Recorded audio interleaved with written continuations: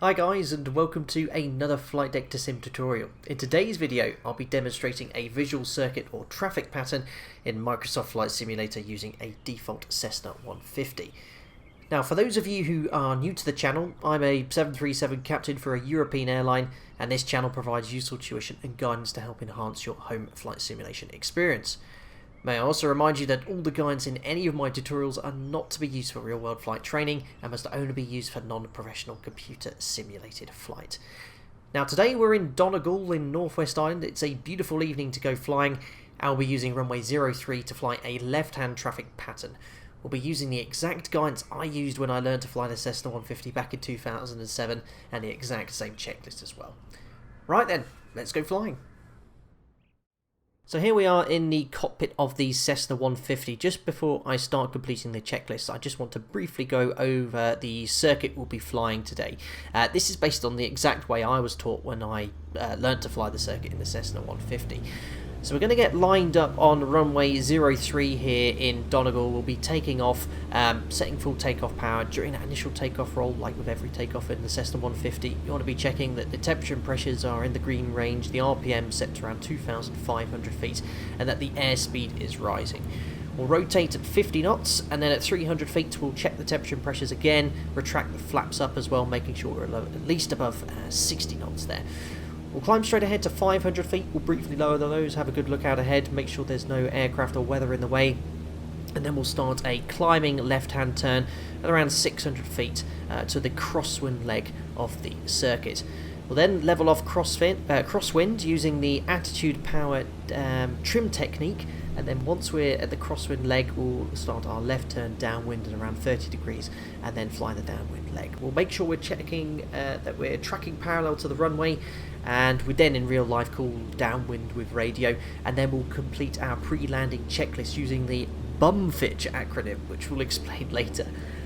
Once we're at around 30 degrees from the runway, we'll start our base turn, and then at that point we'll initiate our descent. We'll bring the power back to around 1700 RPM, pull out the carburetor heat. We'll select initially flaps 10 and making sure we're maintaining around 65-75 knots on the base leg, and then we'll initiate that left turn at around 600 to 700 feet turning final, select our landing flaps, which will be 20 degrees today, and then hopefully we'll conform a nice buttery landing on runway 03 there. Right, I hope you understood that, and let's initiate our internal and pre-start checklists. So we'll presume that the external checklist is complete, and we're going to do the internal pre-start and after start checklist at this stage, and then we'll commence taxi to runway 03. Very short taxi from our parking stand here in Donegal. First things we check is that the seat hatches and harnesses have been adjusted, locked and secured. Make sure the parking brake is on. Here's the switch for that just here. Radios are off for the engine start. Instruments, make sure they're legible, serviceable, and all the readings within limits. So we'll just set the QFE today to ensure that the altimeter reads 0 feet at the aerodrome elevation, and we'll be using 1,000 feet for the circuit. Flight controls, check that we have full and free movement. So there's full forward, full back, left, back to the middle, right to the middle, and then check the rudders, full left and full right. Trim, make sure that's set for the takeoff position and we have full and free movement. There it is, and it is set for takeoff. Cabin air controls, make sure they're closed. So we've got the cabin heat and cabin air fully closed for the engine start. Mixture, full and free movement, and then set to full rich for the engine start as well. Throttle, again, check for full and free movement, and we'll set that to around 1/4 for the engine start as well. That will do us quite nicely there. Next we'll check the carburetor heat, again checking full and free movement and then cold for the engine start. Master switch we can pop on, and the alternator down here. Circuit breakers and fuses are all in. None of the circuit breakers have popped, which is great. Fuel cock, we'll make sure that is on, and for today's flight we've got a full tank of fuel. You can see, look left and right for our quick circuit we'll be flying today. Let's pop on the beacon. That tells anyone close to the aircraft that we're about to start engines, please don't go anywhere near that spinny thing up front. And then lastly, all we need to do is prime the engine because we haven't had engine started for a while. And all the primer does, it delivers fuel to the engine intake manifold, which aids in engine starting. Right, that's all done. Let's have a good look out, make sure that we're not going to chop anyone's head off. So we've got someone out there, but he's definitely concentrating on something else, not what we're doing. And to the right, we're all clear, no one around the aircraft, and especially behind it as well. Excellent. Now, for the engine start, we then open the window, call clear prop, and we move the Magneto switch to start. Here we go. Excellent. It's come to life. We've got about 1200 RPM as well. Let's set that up there. Lovely. So a good engine start first time. Right, so RPM set to 1200. I'll just pop the control column out of the way so it's a little bit easier to see what we're looking for. So firstly, make sure the oil pressure is rising within the green range within 30 seconds. If not, close the engine down. Start a warning light. Don't think that's modelled here in the default Cessna 150, but make sure that light has extinguished. The ammeter should be showing a positive charge again. I believe it's not working at the moment. I'll need to update that to make sure that's working, but that should be a little bit above 0 at this stage. We'll then check the Magnetos. Again, at this stage, we're just making sure that the engine isn't cutting off. We'll do a mag check with the power check later on, but there's left, there's right. Engine's not dying on us, we'll put that back to both. Flaps are up at this point, and then we can actually set to 10 degrees for our takeoff today. There we are, so the flaps are set for departure. Flight instruments are set, so the transponder we'll put to standby, 7000 for VFR. The heading and compass is aligned and matching, which it is, and the altimeter, again, just making sure that we have the correct pressure setting set. Radios we then tune, get our clearance for taxi as well, but we're not going to do any of that today. And that's it, the after start checklist is complete. We're all now ready to taxi. So again, for the taxi, having a good look around, make sure there's no one in the way. So on the right there, we're clear, and on the left, fortunately not really, either direction is no good for us to turn, so we'll try turning right. Let's just go to idle here, release the parking brake, put the yoke back in, and let's add a little bit of power. And initially what I want to do is just make sure the brakes are working. So there we are, brake, they are, and then we'll use right rudder and a bit of differential braking to swing it round. Go. Excellent. And we'll make our way onto the taxi line here. So differential braking's working, the rudder is working, as is the nose wheel steering. And as we turn here, we'll do a quick turn to the left. We want to be making sure that the heading indicator's turning, the compass is turning, the turn coordinator and the artificial horizon is level, which it is, and we'll do the turn to the right here as well.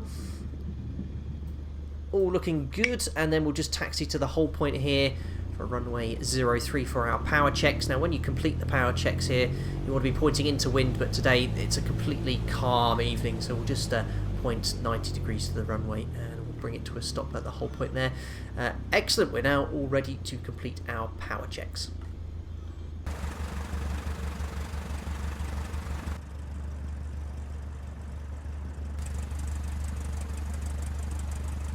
Okay, so here we are at the whole point. For the power checks, we'll set the power back to 1200 RPM initially for this stage.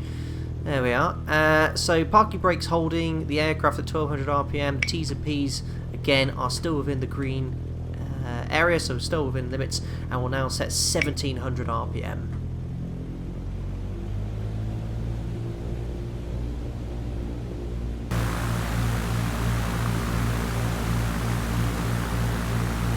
So the power's all stabilised, the brakes are holding, so carburetor heat will check first. So we'll set it to hot. There we are. Make sure that the RPM doesn't drop more than 175 RPM, which it hasn't. We'll then set that to cold. We'll now do the mag check. And we'll also want to be making sure we have a look at the RPM here. So initially we'll check left. Make sure the RPM doesn't drop more than 125. Back to both. Let's try the right Magneto. And again, making sure that doesn't drop more than 125 RPM and just 50 RPM between the two. There we are. back to both. Suction gauge is between 3 and 5. The ammeter is charging. We'll have to imagine that's the case. And again, that the engine temperature and pressures are all within limits. And we can now set the power to idle. And that should stabilise between 500 and 700 RPM. Looks like in the simulator a tad above that, around 800, but making sure the engine doesn't cut out at idle power. And then we can now reset that to 1200 RPM and complete the vital pre-takeoff checklist. So, pre-takeoff checklist. Trimmer is set for takeoff. It is, we then check the throttle friction, it's finger tight, mixture is fully rich, magnetos are on both, and checked master switch and alternator are both on, and pitot heater is as required, so for departure today not required. It's more than warm enough with no visible moisture affecting anything. Primer is locked, fuel is on and sufficient, and we do have that for our circuit today. Flaps as required, we have 10 degrees set, and you can do a quick visual check to make sure they are extended, so we can look out the rear of the window. Actually, it's going to be a little bit easier. There we are, so the flaps are set for departure here. Instruments, again, just verify they're checked and set. The heading indicator, altimeter, engine T's and P's are all as required. Hatches and harnesses are secure. Carburetor is in. The carburetor heat is in, and again we check the controls for full and free movement.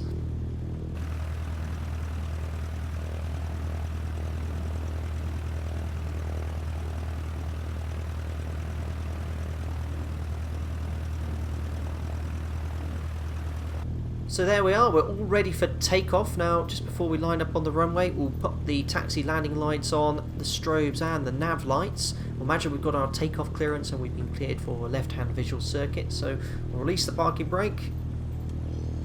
Oops, I accidentally primed the engine there. Don't do that when the engine's running, because you're probably not going to do it any good. And we'll now enter runway 03. No need to backtrack, because it is quite a short runway here. All ready for our visual circuit.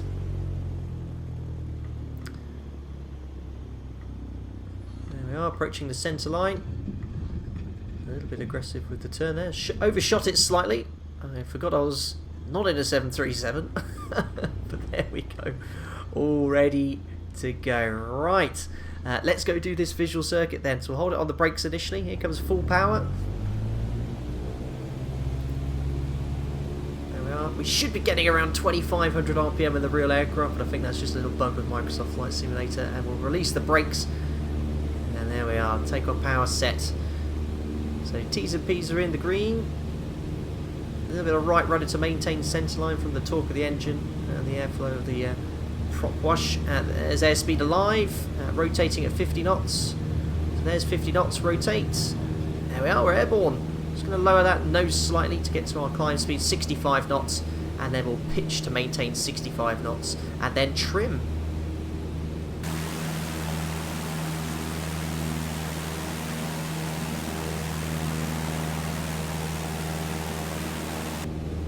So now we're just going to wait for 300 feet. We are, so we'll raise the flaps again. We'll pitch up slightly just to maintain 65 knots as we lose that drag. Again, checking the temperatures and pressures are all in the green for the circuit.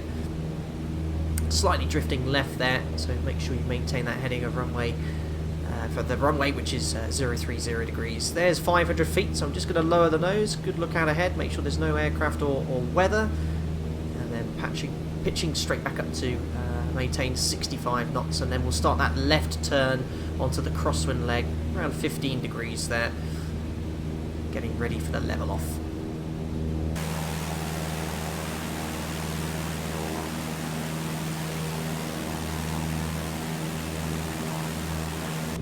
So once the aircraft's in trim, very little inputs needed on the control column. Say at full power in the Cessna during the climb here. We'll roll out on a heading of 300 degrees, which is there, and next thing we're going to think of is the level off. So initially lower the nose, set the attitude, the aircraft accelerates around 90 knots, which is our target speed. Set the power, pitch around 2,300 RPM, and trim, in this case, nose down as we've levelled off. And we're now on the crosswind leg. We can now initiate our turn to the downwind leg. And that'll be a heading of 210 degrees. And look at the sun setting there, it looks absolutely beautiful.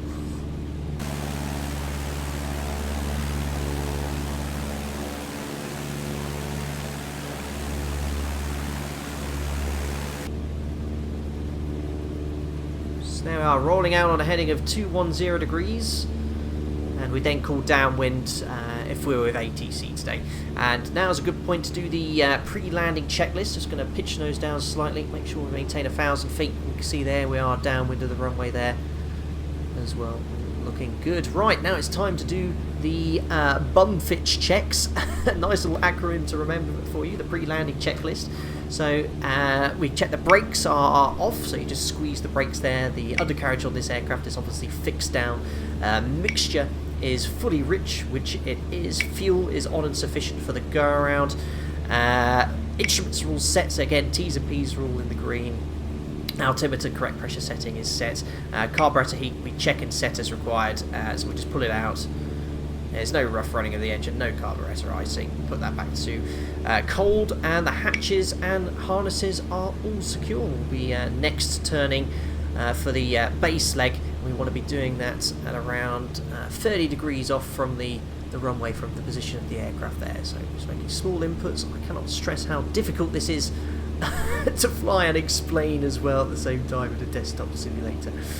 Right, that's looking okay. So we'll turn now for base leg.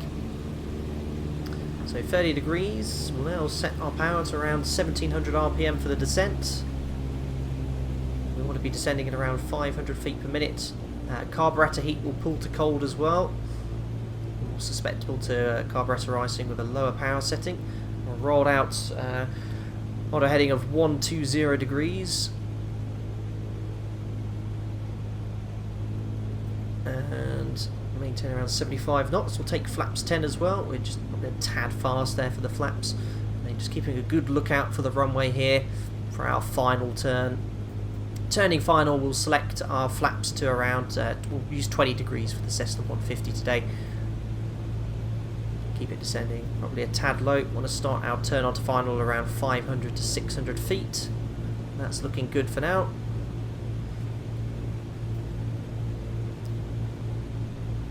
Just trying to judge that point at which to initiate that turn onto final. There's one red coming in, so we probably want to stabilise or shallow off that descent slightly. Going to guesstimate that turn onto final. Select flaps to 20. 3 whites, not too bad. And this is where I'll be causing some controversy, because I'll be flying this like a 737. That is to say, I'm using power to maintain speed and pitching to control our rate of descent. Indeed, when I was taught to fly a Cessna 150, I was told to use power to control your rate of descent and to pitch for a speed. But I don't want to get myself confused when I'm next at work. Well, I'm just kidding. But let me know in the comments section below, how are you taught to fly during your PPI? I know some instructors do indeed teach to use power for speed and pitch for rate of descent, as we would do in a commercial airliner. Right, speed's looking good, 65 knots, landing flaps are selected, and the landing technique very different to a 737. Don't use that check, close, hold technique, which I taught you how to do in the landing tutorial. We're going to gently cut the power off at around 30 feet over the threshold, and then slowly round it out, hold it off, and then make sure that we land on the main gear. That's the most important thing when flying a light aircraft like this. Right, lovely evening to go flying. No excuses. The wind's absolutely perfect. Look at the shadow there in the corner. Looks absolutely fantastic. Right, over the threshold then, let's cut the power, and then gently rounding it out and just holding it off. That's it. A little bit of a float. Oh, look at that. Down we are. And use rudder to maintain centre line. On a runway like this, you don't need to slam on the brakes to stop. But I will now start to gently brake. There we are. And that's it. That was the demonstration of the visual circuit. I'll select the flaps up now, and then we'll go make our way back onto the stand, and we'll debrief you there.